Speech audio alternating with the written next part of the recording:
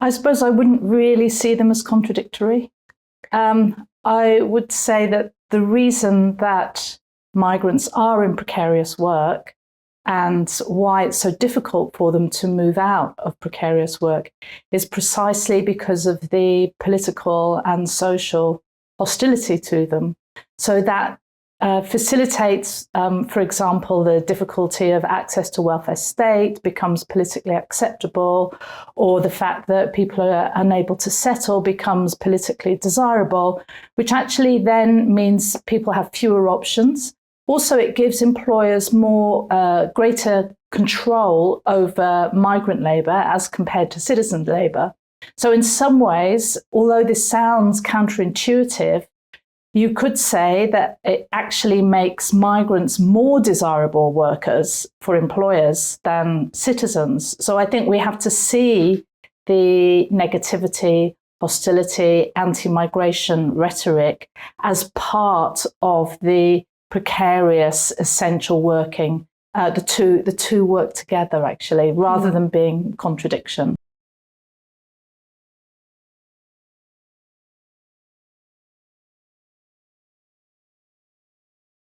I think people imagine generally that immigration controls and enforcement are like a tap that lets in workers when you need them and stops them from coming when you switch it off. But actually, it's not really like a tap because it actually creates certain kinds of employment relations. It allows in certain kinds of people. So we could say it's much more a mold rather than a tap. So again, I think because so much public debate is done in terms of numbers and thinking about migration as flows or streams, that can actually stop us from realizing actually how immigration controls actually work.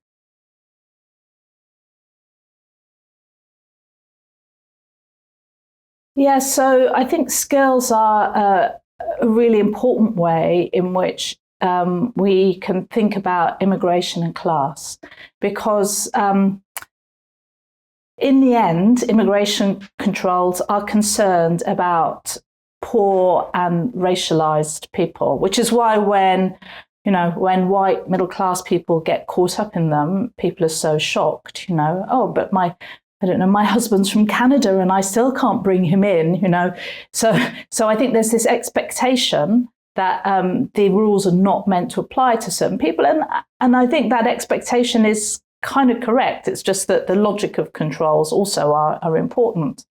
And I think that skills are a very important way of basically ensuring that immigration controls are able to be very hard on low-waged people, and for high-wage people, middle-class people, professionals, there's a whole lot more flexibility.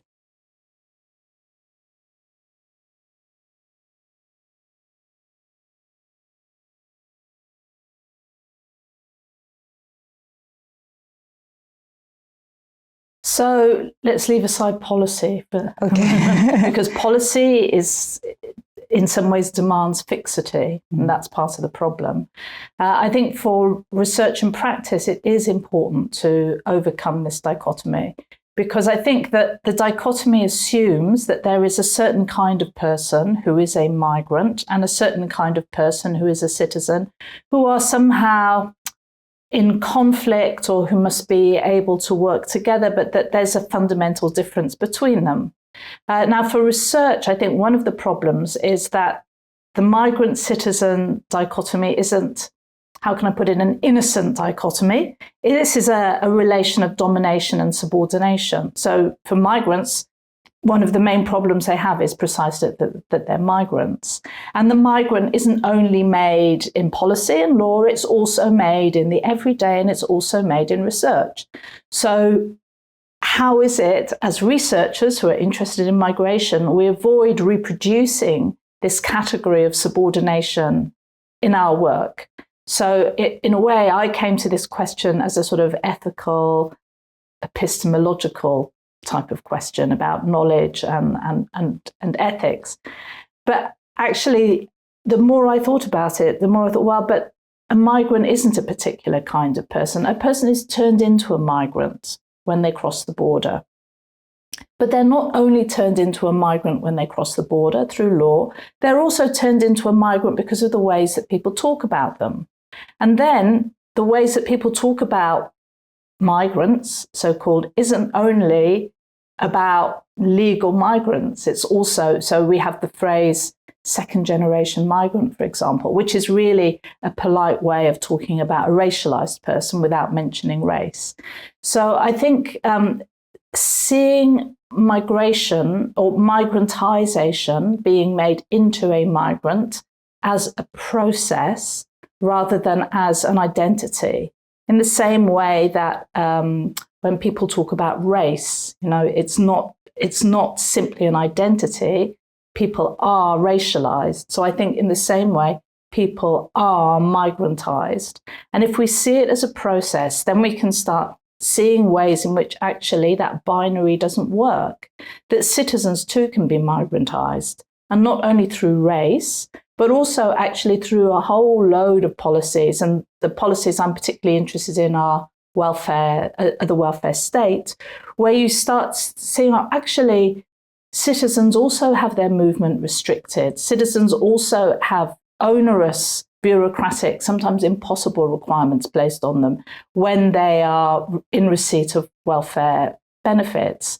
So I think seeing migrantization as this process then enables us to connect migrants and citizens. And that means that rather than seeing each other as competitors for membership, we can start uncovering shared interests, shared struggles, shared challenges. Mm.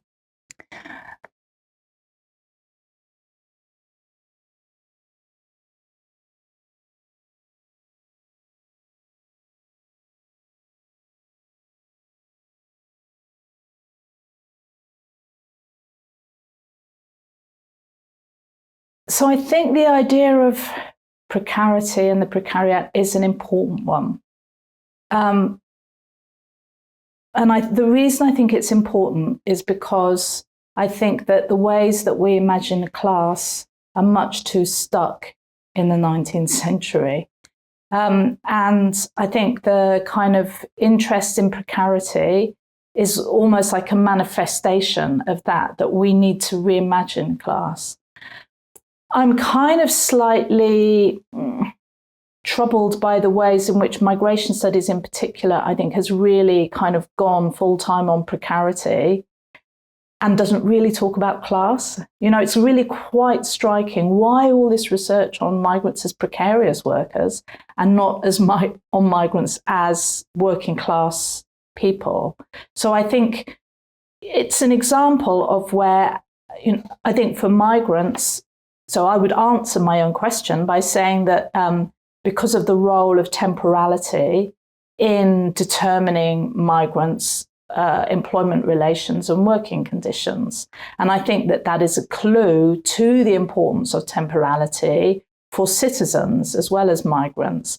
However, I think that we need to then move from that to thinking about class rather than the precariat as on its own, almost like a substitute for thinking about class. I think there's a huge, rich history of class and class organizing that we don't want to abandon by chasing after the precariat, but there needs to be some conversation, I think, between these two.